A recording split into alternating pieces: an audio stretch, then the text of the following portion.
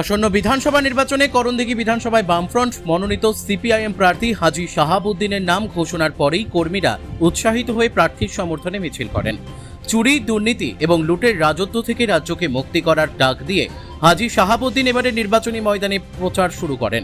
সাধারণ মানুষের মধ্যে সাম্প্রদায়িক সম্প্রীতি বজায় রাখতে এবং কেন্দ্র ও রাজ্য সরকারের জনবিরোধী নীতির বিরুদ্ধে রুখে দাঁড়ানোর আহ্বান জানিয়ে তিনি এলাকায় ব্যাপক জনমত গড়ে তুলছেন।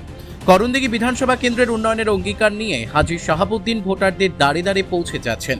কাস্তে হাতুড়ি তারা চিহ্নে ভোট দিয়ে তাকে বিপুল ভোটে জয়ী করার জন্য দলের কর্মী সমর্থকরাও এলাকায় মিছিল ও প্রচার চালিয়ে যাচ্ছেন।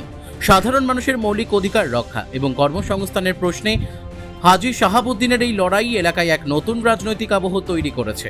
স্বচ্ছ প্রশাসন এবং সাধারণ মানুষের কণ্ঠস্বর হয়ে ওঠার লক্ষ্যে এই নির্বাচনী প্রচার এখন সাধারণ ভোটারদের মধ্যে বিশেষ আলোচনার বিষয় হয়ে দাঁড়িয়েছে। করণদিঘি থেকে বিথিকা পালের রিপোর্ট, পুলিক নিউজ।